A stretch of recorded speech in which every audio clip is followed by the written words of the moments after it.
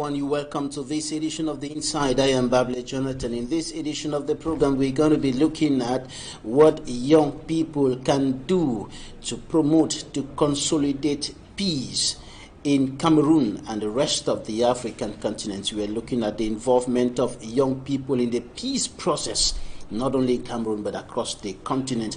And we'll start by analyzing some of the recent happenings in the northwest and southwest regions of the Republic of Cameroon after the 14 October 2021 incident in the southwest region of Chieftain Boy, in which a primary school pupil was killed. Another similar incident comes up or occurs in the town of Bamenda, northwest region of the country, where a primary three pupil was shot down, and of course by an element of the National Armed Forces, and this provoked commotion, anger, frustration, confusion, demonstrations in the town of Bamenda, and these incidents are provoking condemnation from across the board. And we're going to be looking at how to move away from these happenings and have peace all around the country and the rest of the African continent, notably the involvement of young people in the peace process. Meet our guest in some few seconds.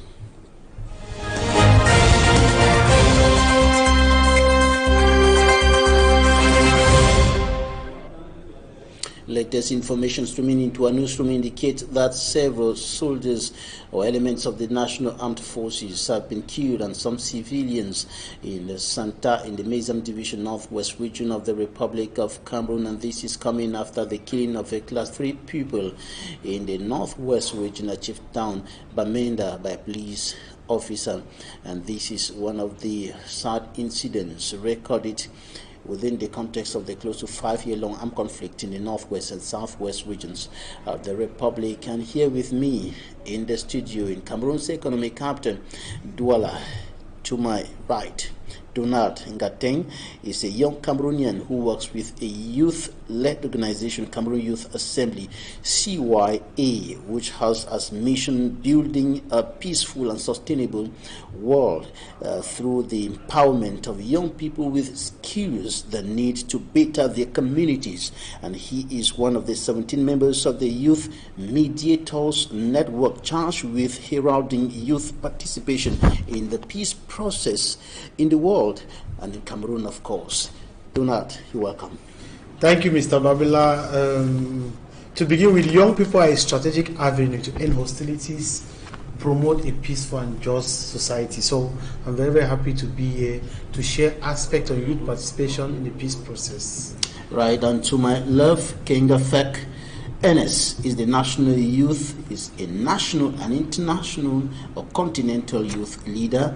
He is the Libyan Divisional President of the Cameroon National Youth Council, Continental President of the African Patriotic Youth Council movement, and this movement has as major objective the prevention or the promotion of African solutions for African problems. He is the founder of Nkengafric Multi-Service Business and Youth Development Association. You're welcome. Thank you, Mr. Babila Jonathan. It's a pleasure to be here once more to discuss issues affecting the continent and Cameroon in particular, to see how we as young people can raise our voices towards peace and how to achieve that peace. And young people move along with advice from the elders, advice from those who are ahead of us. We are all young people on this set, and we are joined from Bamako, Mali, by Dr. Eta Ewane. He is a political scientist, or better still, a professor of political science at the Karlsruhe International University. You're welcome. Thank you, Mr. Babila, for yet another invitation, and it's a great pleasure to meet the two other colleagues so we can exchange our views on the happenings in the country. Right, I begin with you, Dr. Itaiwana. What's your take on this other sad incident recorded in the northwest region of the country within the context of the close to 5-year-long armed conflict, the killing of a Class 3 pupil by a police officer? This adds further to the previous killing of Carol Louise in Boya. I think it's regrettable for a country like Cameroon that within a month, 2 babies have been shot. Not by armed terrorists, as the government refers to the people, the Ambazonian fighters, but they've been shot using bullets that have been purchased using the taxpayers' money. So it's quite regrettable. And the only crime committed by these 2 little girls is that they were trying to go to school. They were trying to acquire education to be better citizens. The young Carolise was gunned down by a gendarme officer in Boya while she was going to school. And the class 3 pupil in the Northwest Regional Capital, Bamenda, was shot by a police officer while returning to school. And after this, we have information reaching us indicating that some elements of the National Armed Forces have been killed in an ambush by non-state armed group fighters, and some civilians also killed in Santa.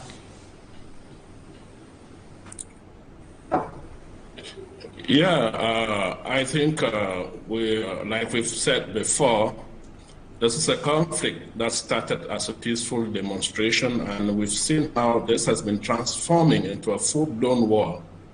Now, what we are experiencing is a complete urbanization of the conflict. We see the continuous use of unexploded explosive devices, and this is becoming too dangerous.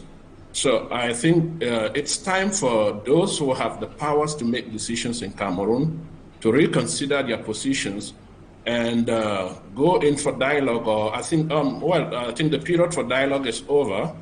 So it's time for them to start negotiating with the Ambazonians, because the conflict is leaving the hinterlands and it's moving towards the major cities in Cameroon. And who knows what will happen in the coming weeks. So every soul that is lost in this conflict is a big loss for Cameroon, whether they are Ambazonian fighters or they are members of the armed and defense forces. These are all Cameroonians. So there's no reason why we should lose any soul in this conflict. It's a conflict that was not even supposed to be. All right, Nkengafric Enes, your reaction to this last incident recorded in the Northwest region?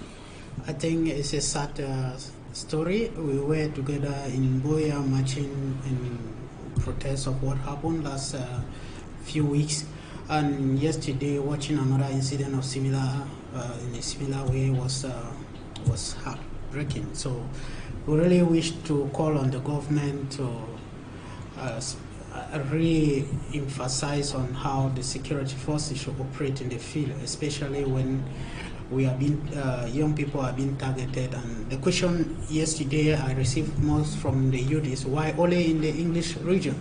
So there is a lot of question sign in that domain, but we as young people, we continue to play a mediation role for peace to return. And we also know that peace cannot return when there is no possibility for that peace to return. That is to say that if people are anxious for change, the only way to change that person is another idea, is not bullet. So that is what we hope to do, and we use ideas to change people's mind, to ask them to put down guns. It's only an idea that can play a role.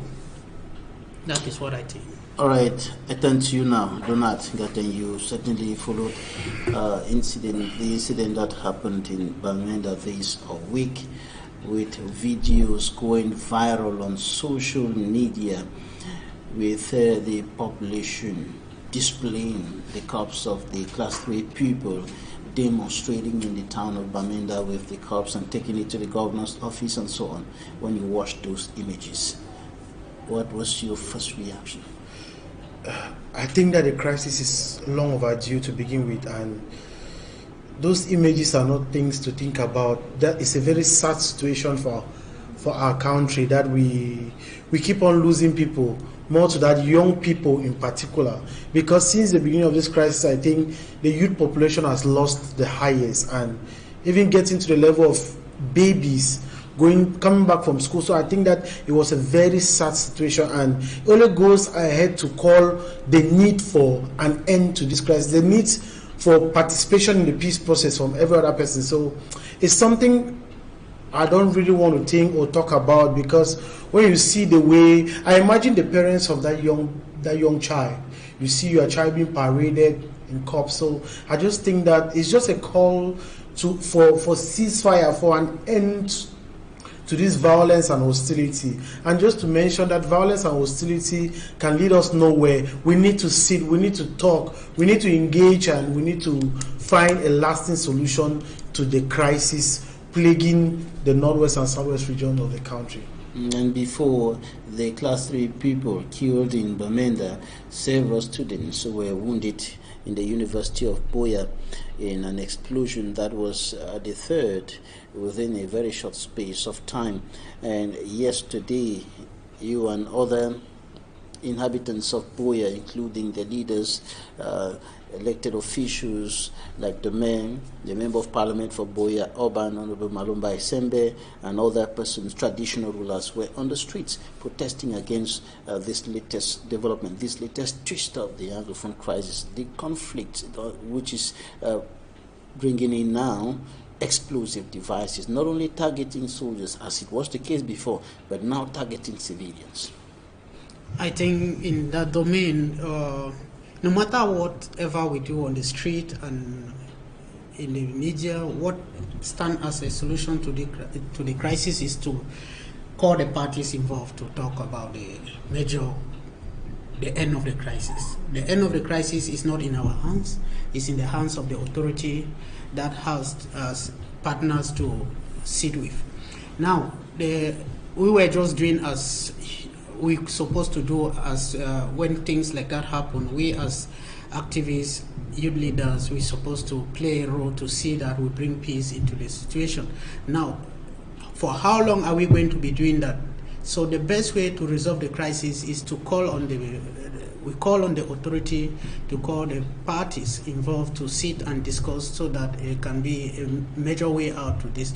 Because no matter how we keep prolonging and preaching, the solutions will come from the table, and there is no need using weapons when the actual solutions will have to go through a soft copy or a soft method. What was in the memorandum that you people handed to the governor of the Southwest region? So far, we requested that there should be measures put in place to secure young people who are anxious to go to school, and also the security is not enough. And I also believe that the security can never be enough when the right mindset is not put in place. So the right mindset, as I said, will also go back to giving people the ability to believe that there is a conducive atmosphere for studies, because the partners involved of the crisis are also accepting to talk. So when there is that atmosphere put in place, there is automatically peace coming into play, because when people know that the actors involved are speaking and discussing measures way out to end the crisis, there will be a relative peace. So we requested that there should be security and a reformation of mindset towards how the thinking of resolving the crisis is taken. And we also believe that the authority should be the one to step in with as a major actor to the crisis and propose measures that are sounding enough to the people and to the country at large. There should be security, there should be a conducive atmosphere for studies, and authorities have been saying that security measures have been taken and encouraging parents in those two regions to send their children to school. But when children are killed on the way to school and on their way from school, there's a question mark that the people are now placing on that security measure, or the security measures, and their safety that is guaranteed by state authorities. What should be done at this level? I just think that I don't think that the government actually instructs for the killing of children going to school and all this happen. I just think that these things are done by individuals, and I think that they should face the law, because it keeps happening. It should not end at talking, we'll do this or that. They should face the law. For example, we cannot imagine that it happened in Boya and it happened in Bamenda yesterday. So I just think that sanctions should be given out so that individuals, if I commit this kind of crime which brings down the nation, I will be sanctioned. I think that there should be open sanctions for this kind of violations. And Mr. Babala, just to say, the people are not happy because relatively parents want to send their children to school, but I tell you they are kind of discouraged now because it's taking a trend that the insecurity is taking a trend.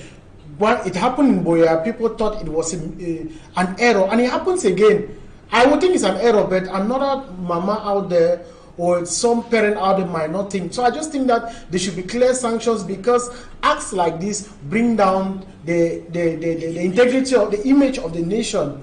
Because I don't think that they are willfully trained. I don't think that the military is willfully trained to come out and carry such activities. I just think that the psychology of the military men at times, because this has a lot to play when it comes to aspects like this. So I don't think that it's actually something good, and it's very, very discouraging as of now. Particularly the incident that happened in Bamenda, because it's taking a different turn.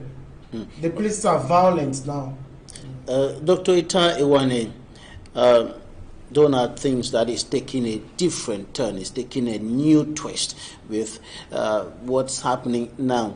But about the explosives in Boya now targeting civilians, what's your analysis of this new development as far as the crisis is concerned in the northwest and southwest regions? Yeah, the new twist that we are experiencing, it's something that was predictable. And I think you and me have had programs in which I kept on warning the government that this would obviously happen because the urbanization of conflict, it's just a demonstration of the further deterioration of the conflict. And we are experiencing today, what we are seeing today is the continuous use of improvised explosive devices. And there is a clear goal behind this. The goal is to create panic, is to create fear in order to achieve certain political goals. And the government had the opportunity to avoid this. They didn't do it. The time to make certain decisions, they slept on their laurels. And the facts are there today, and we have to face them. It's not about criticizing today. It's not about government making promises of providing security. They are not in any measure today to be able to provide that kind of security. We saw an explosive device, an IED that exploded in a taxi and killed a taxi driver. You never know who placed them there or when those people come. So you're dealing with an unknown enemy. It's an asymmetric warfare. And here it's difficult to predict because you don't know who the enemy is.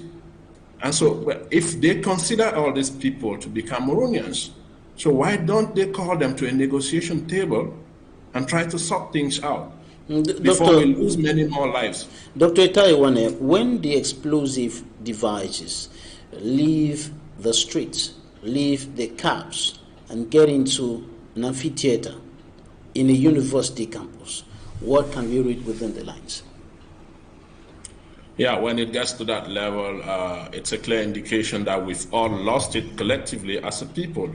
It will not only be about the government then, because we all will be at risk, because we all visit these places, we all visit the theaters, we all visit the cinema halls, and we all go to football matches. So these are potential targets for such attacks. And so marketplaces, we all go to the market on one occasion or the other. So we all visit public places. And this is a possibility because those who are placing those explosive devices will not end in the Southwest. They will not stop at placing them in taxis.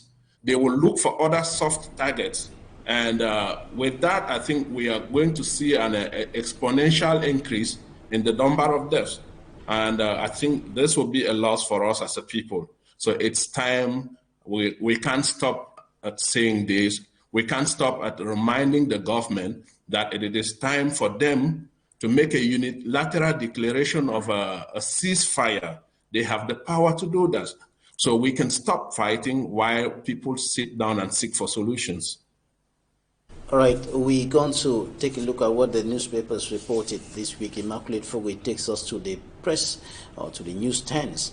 And after that, we'll look at what young people can do, what young people can bring in as contribution to the peace process, to efforts to restore peace and normalcy, not only in the northwest and southwest regions, but across the Republic of Cameroon and the African continent.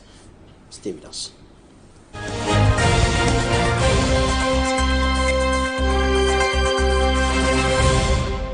As reported by the Post-Weekender, at least 11 students got injured in the University of Boya bomb blast. Vice-Chancellor calls for calm. The Garden Post says explosive device kills driver, shatters taxi in Boya. Another edition of the Garden Post reports separatist fighters intercept and mercilessly torture passengers. The Sun, Anglophone crisis, Toronto conclave sparks hope for Swiss talks. The Voice, Chief Moja's pregnant prisoner Kongsu Antoinette gives birth to a baby boy but is locked up in the hospital. The Star states, alleged sexual harassment rocks Limbe City Council. The Herald Tribune exclaims, President Paul Biya's anniversary, 39 years in power and still counting. The Post, CPDM militant in the Northwest region begs Biya to run for 2025 presidential election again. The Median, CPDM militant, spoils the 39th anniversary of President Paul Biya's reign over the CPDM Meme 1 section presidency power tussle between Kumba City Mayor Gregory Mewanu and Member of Parliament Tabot Lawson.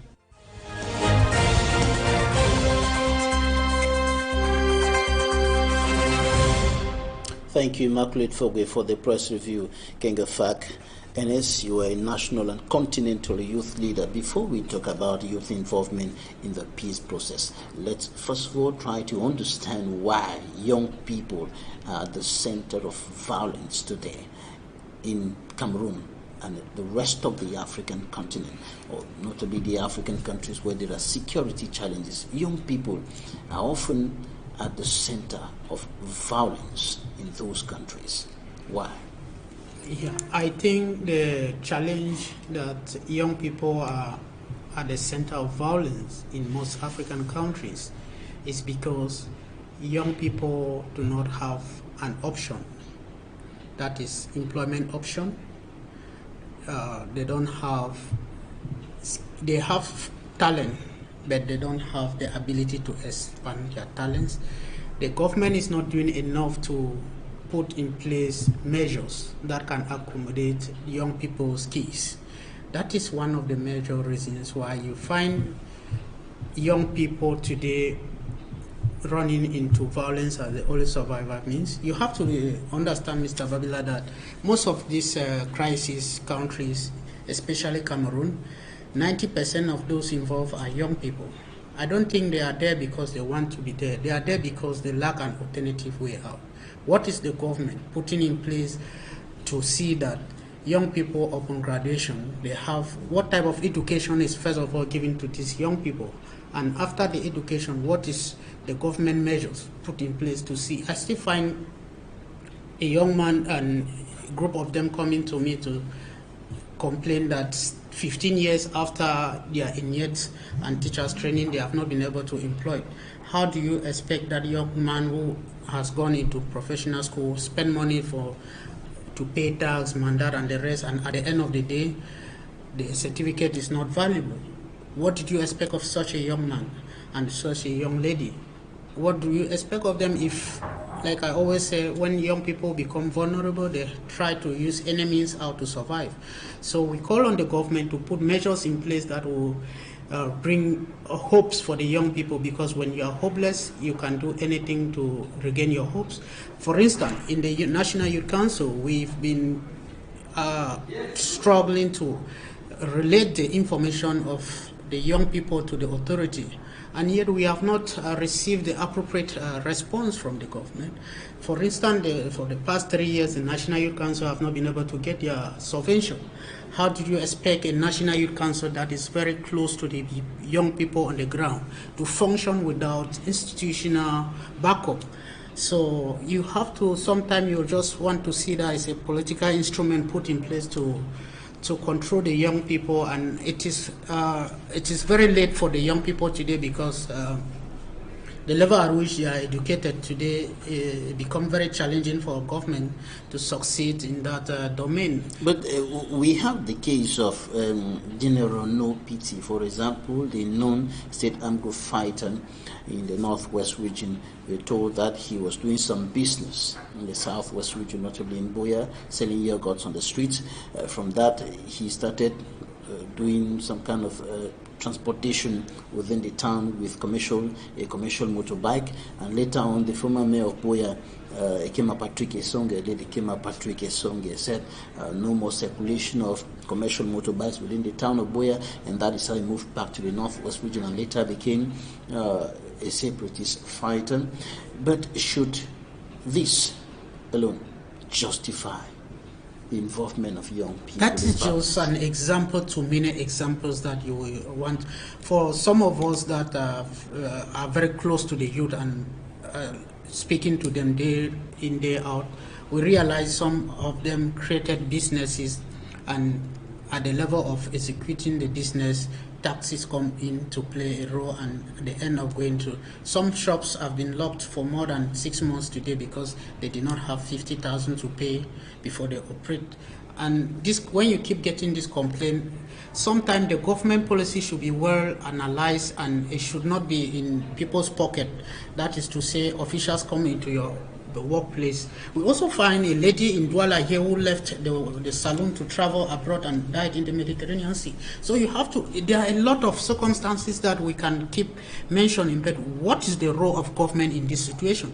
The government have to put in place institutions that are respected. For instance, as I just mentioned, how would the National Youth Council, the Cameroon National Youth Council, for the entire body that have to look into the affairs of the youth, not have subvention to operate as an institution? How would they operate? No functioning budget. That is a window dressing institution. Those are areas where when youth start asking question of, you are the youth leader, why are you not playing a role to bring in opportunities for the youth, and you keep telling them this, they cannot believe. Your hands are tight. All right. I wanted to comment on why young people get into violence. Right. He began by talking about unemployment. Yes, throughout Africa, youth unemployment is a major cause of youth radicalization because young people don't have an alternative or an option. But I just think that it should not rest only on the government, but on the young people themselves, because even in the youth unemployment, other young people are making it.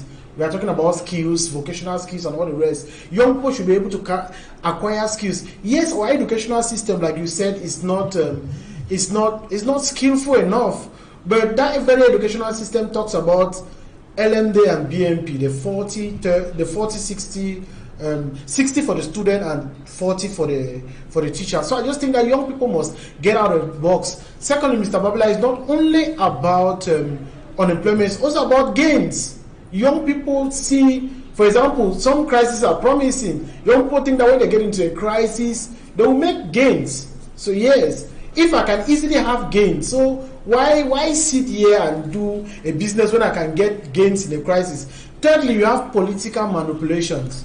Politicians at times manipulate young people to fall victim to get into violence. So you have political manipulation, you have the gains that are being promised across Africa, you have also unemployment, which is recurrent in Africa. So I think that those are some of the aspects that cause young people to get into crises such as this, or to get into violent armed conflict like ours. That's just what I think. Dr. Itai Iwane, young people involved in violence here and there, northwest, southwest, far north, across the republic, even here in the economic capital, Douala, young people are often involved in violent activities across the town, And across the African continent, we have this phenomenon of young people who are involved in violence. Do you think it's just a problem of unemployment and maybe political manipulation, like Enes and Donald highlighted?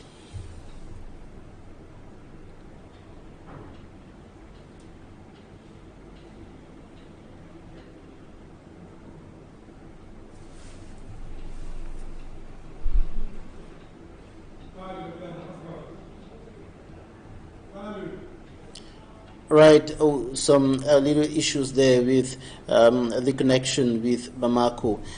We're going to come back to you, Dr. Itai Ewane, for you to give you analysis of this problem of young people involved or being involved in violence across the continent.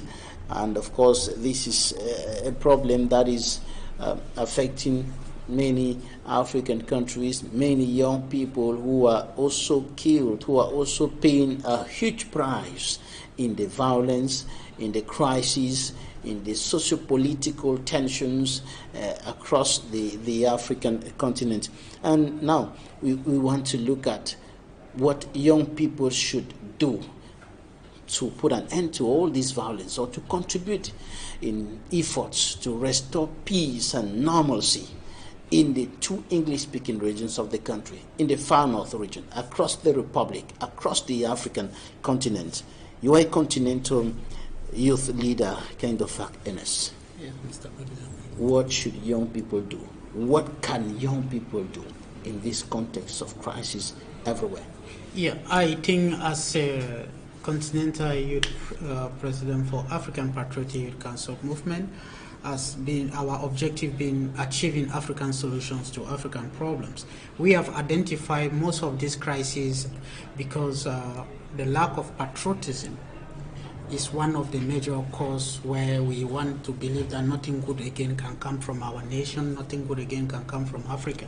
So we believe that it's high time we have a mindset reformation towards our thinking as young people, and believe that we as young people, if we come together and join our ideas, we can quickly resolve our challenges ourselves without necessarily looking up to the government that has failed us for far too long. And we start now doing, because we know that in Nigeria somebody is good in IT industry, somebody in Cameroon is good in agriculture. These skills can easily be exchanged, and employment is being created across the board of the continent. And when we talk about African solutions to African problems, we believe that these are the way we start thinking, and this is the way we start going forward, by looking at these challenges. Because if we see Cameroon problem as a continental problem, I was so embarrassed today, Mr. Babila Jonathan, to find out some president in the Central African region moving to France for a peace resolution of a crisis in Libya, while Central Africa itself is in trouble. So we don't really, we are still to understand that a problem in Cameroon cannot necessarily be separated from a problem in Nigeria, because at the end of the day, the refugees in Cameroon will fly to Nigeria to seek refuge, and at the end of the day, it's no longer a Cameroon problem, it becomes an international problem, it becomes a continental problem. Why not put in place rules and regulation, or the AU put in place some measures that can be able to sanction leaders who are not able to play a vital leadership role, and rather cause crisis to the region that end up affecting other regions of the continent. So we look at this and we said, we as young people, because of the skills, because of the knowledge, because we believe that we are the only generation of Africa that can make a change that can be sustainable for the continent, for now and for the future to come, because we've read the history of enslavement, colonialism, and today we are faced with new colonialism. And if we as young people don't play a role now, we will not be able to move the continent forward, and the future will be darker than it is now. All right, before I come to you, Donald, let me go to Dr. Itai Ewane. Let's go back to Dr. Itai Ewane in Bamako, Mali. Doctor, what's your opinion about the fact that young people are often at the center of violence in Cameroon and other African countries? Okay, Mr. Babila, thank you for that question again, and sorry about the technical hitches. And I was saying, I was craving your indulgence to grant me some few minutes, so I try to offer an explanation that is based on empirical evidence for us to understand why there are more young people involved in conflict in Cameroon and the continent as a whole. I think the explanations offered by the two other colleagues are valid, but they appear to me to be quite simplistic. So they tend to, for me, it's an oversimplification of a far more complex reality. Now, for us to begin to understand why there are more young people involved in conflict in Cameroon and the entire continent, I think we have to start by looking at the demographic realities of Cameroon. And recent statistics reveal that over 60% of the Cameroonian population is below 25. This implies that Cameroon has an overwhelmingly youthful population, and that's the case for the rest of the continent. And so if we take into consideration these demographic realities of Cameroon in general and those of the Northwest and Southwest regions in particular, we can easily discern the potential youth hold for change and positive action. So this is particularly the case with the recent wave of conflict and humanitarian crisis in the two regions of the Northwest and the Southwest. So the category of persons referred to as youth in Cameroon is a non-homogeneous social construction.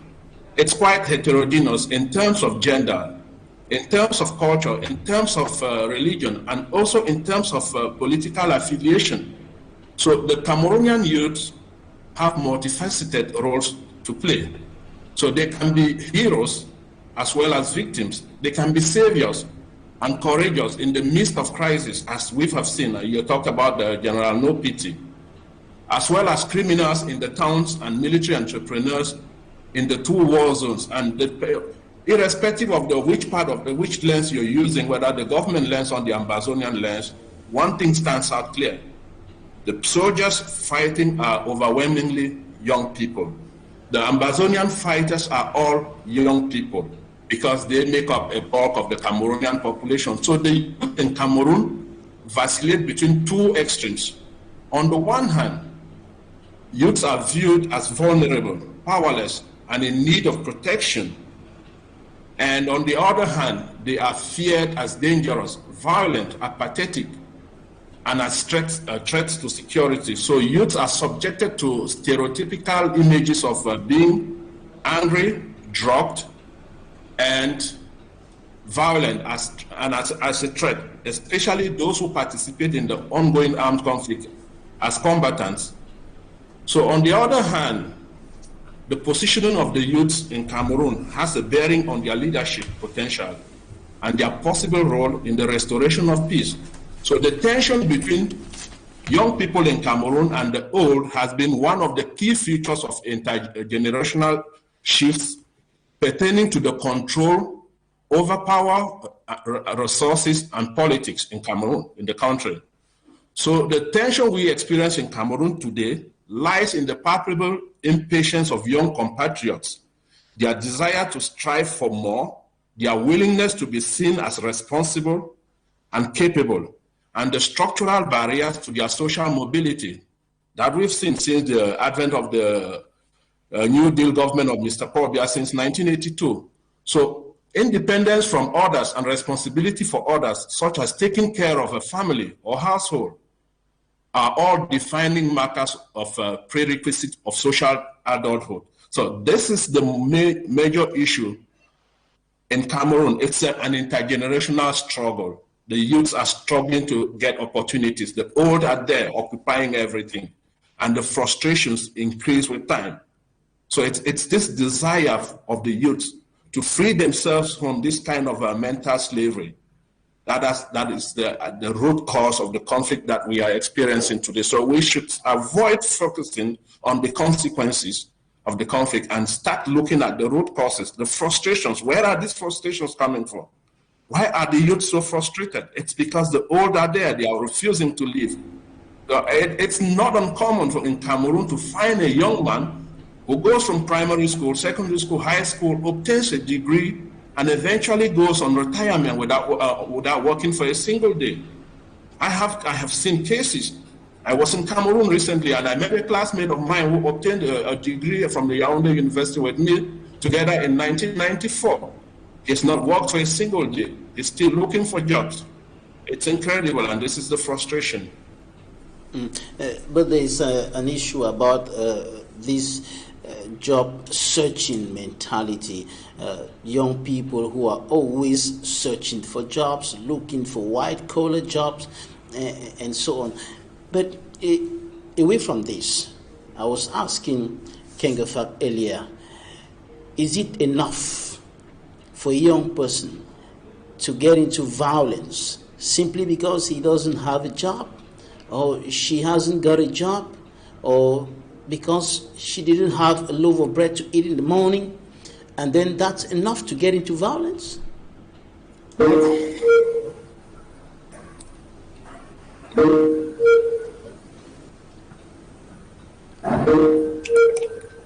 Was that question meant for me or for Mr. Nkengafric? Dr. Ita? Okay, yeah, Mr. Babila, like I already explained.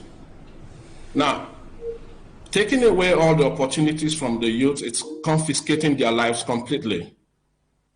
Now, when I quote a case of someone who obtained a degree in 1994, and up to 2021, he has not had the opportunity to exercise a professional activity, what do you expect from such a person? They become extremely vulnerable. And let me just tell you, now, in this situation, the government creates a vacuum. And when you create a vacuum, someone will obviously come in and occupy it. Now, you've said that, quite often we've heard the government accusing the diaspora and other groups for financing the conflict. If that is true, I cannot confirm this allegation. But if that is true, it means these groups are offering an opportunity. So they are effectively occupying a vacuum, because in financing, it means they give the youth at least an opportunity to earn their own livelihood, to be able to feed themselves, something they did not get from the state. So it's an over-accumulation of frustrations. So it's not just because of the absence of a job. No. If you don't have a job, so many other things will come with it. Just like I said, the youth also want to take responsibility. People want to build families. They have relatives, mothers and fathers. They want to take care. Okay. They want to free themselves. They want to feel like independent human beings. And when you seize away all these opportunities, you push them to the extremes, and they become extremely vulnerable. So they can, everyone, including you, Mr. Babila, and myself, having us that potential to use violence. All you need is to get the push. If you're pushed to the wall, you will be left with no other choice. I mean, I did a research one time for in the far north of Cameroon on the activities of Boko Haram, and I was able to meet some of the young people who enrolled in the ranks of Boko Haram. And when I asked them, why did you join a terrorist organization? I got the same answer. We did not have any other choice. So when the government doesn't offer choices to its citizens, it exposes them to some of the ills that might plague the entire society. All right. Donald, are young people adequately involved in the peace process in Cameroon and the African continent as much as they are involved in violence? I think that any peace process that excludes young people will not work. And regrettably, young people in Cameroon have been sidelined, like he said, when it comes to aspects of maybe political activity, economic activity, or maybe governance too. And when it comes to the peace process, it's always the cry of young people to be involved. Dr. Etta was saying that demographically we make up 70% of the population. Young people aspire to be involved in the peace process. Since 2016, since 2014, Cameroon has been plagued by either a crisis in the north, far north, southwest and northwest, and in the east too. But measures have been put in place. We see that these measures at times, even though put in place, still lack something. still lack those who are involved in the violence, because majority of the young people, majority of the violence and the armed conflict has young people, like Dr. Eta was saying. So any peace process without young people is actually not working. It's not inclusive. That's why there are major cries of young people. That's why we young people who want to be involved in the peace process in Cameroon. It's true that yes, we are giving at times a little bit of involvement, but we should be majority. We should either be in the room, around the room, or outside the room. Those are terms when it comes to youth mediation, negotiation, or involvement in the peace process.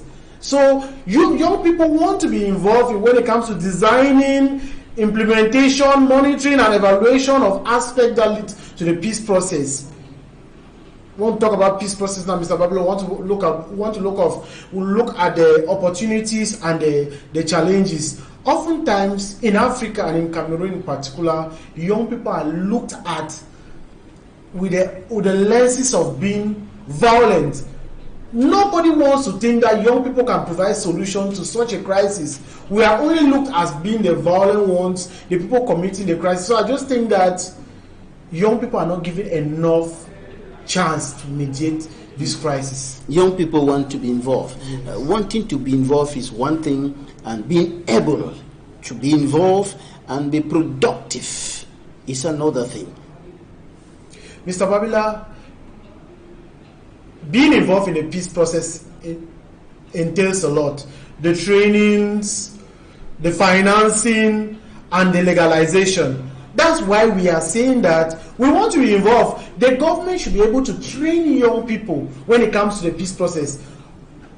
Like, for example, 17 of us were commissioned by the Ministry of External Relations, MINJEC, and the British High Commission, and the Canadian High Commission, UNESCO, and the United Nations. These are aspects that we want to see more of. Many more young people should be trained, not just trained, given the finance, not just the finance, also given the legalization. I should be able to present myself as a peace mediator, and we are recognized under an umbrella as Cameroon Youth Peace Mediation. For now, we are just 17 of us. There are other young people who can do this, but they don't have the training. So the government should be able, the government and other stakeholders should be able to train young people, not only training, finance them, and also give them the legalization. Because you cannot say you are talking about productivity. Young people will not be productive if they are not trained, or they are not given the legalization or the finance.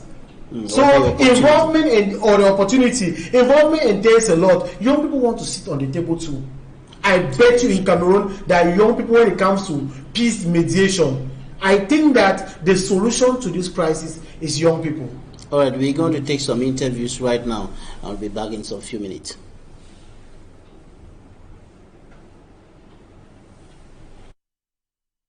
Ibad,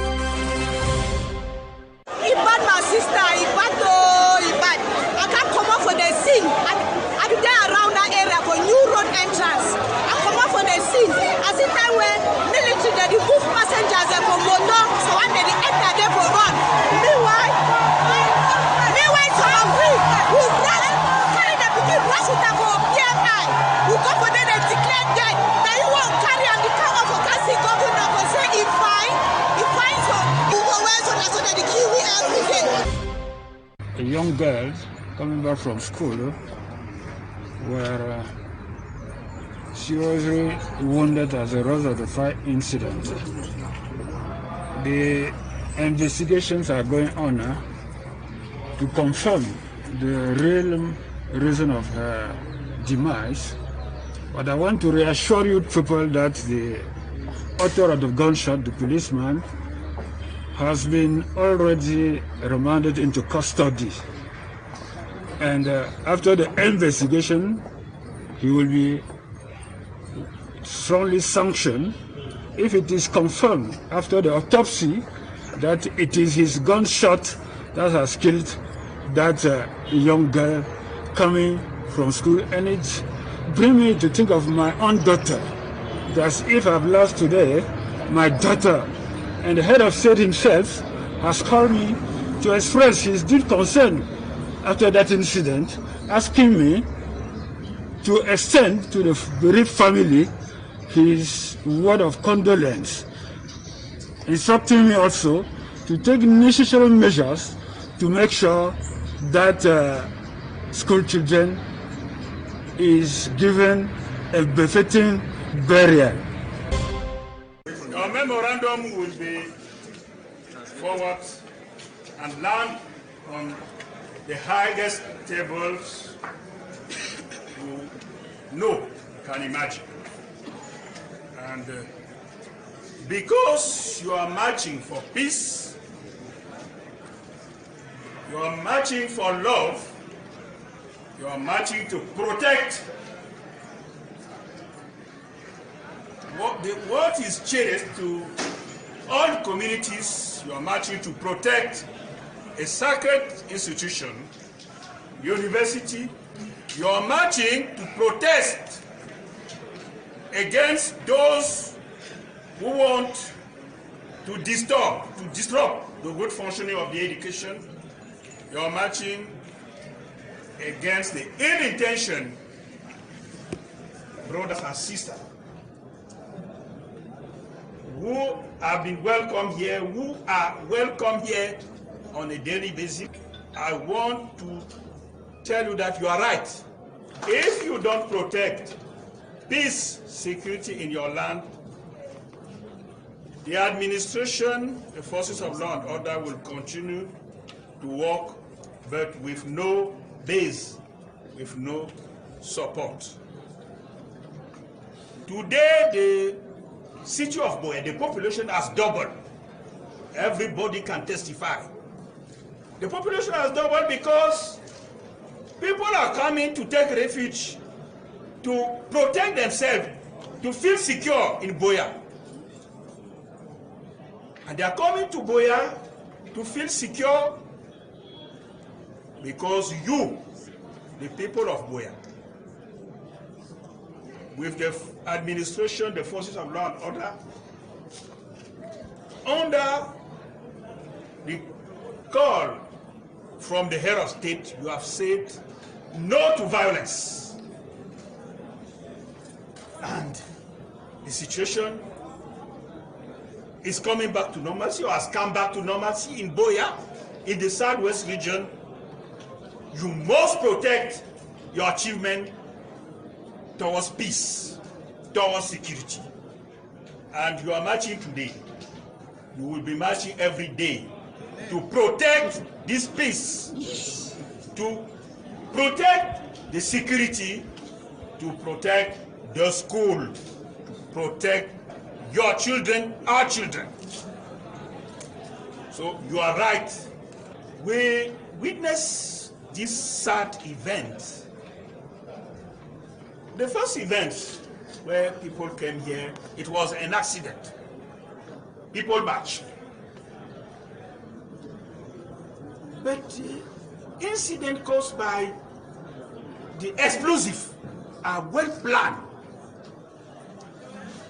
How is it that people, after all what we have done, even if there are problems, the problems are known, the head of state said, we are going to solve all those problems, and he has given the appropriate institutions to solve and to handle all those problems. How is it that some of our brothers still go for violence?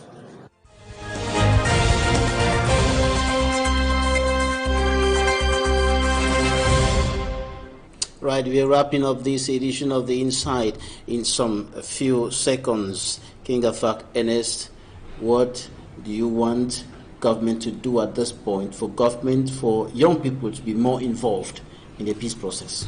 I want to see government giving the opportunity for young for youth to be among the leaders, because when a young man at 20 finds somebody advising him at 90 as a leader, it doesn't draw attention. So if a young man at 25 is seeing somebody at 30 being as a leader or close to him, he will quickly listen to that person. So we want to see youth leaders or youth representation in leadership and in all aspects of life. Youth is not too small to be a minister or to handle any post in Cameroon today, because we are intelligent enough. Some of them are having their PhD at 26, 27.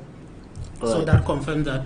And for the second, to talk about the APYCM conference holding in Boya on the 27th, to talk about Cameroon solutions to Cameroon problems and African solutions to African problems. We invite all the Cameroon youth and other international youth to participate online and physically in Boya Council Hall. Thank you so much for being with us. All right, Donald Gateng, a few seconds. I just want to say that despite the fact that young people are not involved in the peace process, there are many other young people who are practically doing well when it comes to initiatives that lead to peace building and modest peace practices. I want to thank Local Youth Corner for continually training young people, particularly who were trained by them. I want to thank African United Foundation. In fact, I beg the government to continue to train young people, give them the finance and give them the legalization so that they could be involved positively when it comes to peace building. Thank you. All right, Dr. Ita Ewane, in some few seconds, what should be done as a matter of urgency to bring many more young people on board the peace process in Cameroon and Africa? I think the most immediate step to take is a declaration of a cessation of hostilities. The government needs to make a unilateral declaration of a ceasefire, and in order to set in place a viable process of reconciliation. Okay, and this will require the government to engage the youths in peace building in a wider perspective. And this can be ensured through arts, culture, tourism, sports, and education. I'm saying this because the innovativeness and creativeness of young people in those areas could be mobilized effectively by connecting them with wider peace-building objectives, such as building bridges between divided communities that as we are seeing right now in the Northwest and the Southwest. And the entire nation is divided. I'm sorry to say this, but even along linguistic lines. And I heard someone talk about the head of state taking measures. Honestly, I don't know if Cameroon has a head of state. Cameroon is a sinking ship that has long been abandoned by the captain. So I would just emphasize on what I think Mr. Nkengafric said already. It is important to provide youth with training opportunities to take an active part in peace building. So with their youthful energy, capabilities, and ability of adaptation to new technological trends, for example, youth could act as mediators, like the colleague already mentioned. They could be community mobilizers. They could be humanitarian workers and peace brokers. So there are a lot of things that need to be done. But all we are asking for, there should be a clear demonstration of political will coming from the highest office. Unfortunately, that highest office is empty. Dr. Ita Ewane, Professor of Political Science, joining us from Bamako in Mali. Nkengafric Enes, continental, national and continental youth leader, and of course Donald Gateng, who is a youth leader and mediator. Thank you all for joining us today. It's a pleasure, Mr. Babila. Thanks, ladies and gentlemen, for staying with us in this edition of The Inside. That's it for today. Another edition will be coming up next Sunday. Stay with us.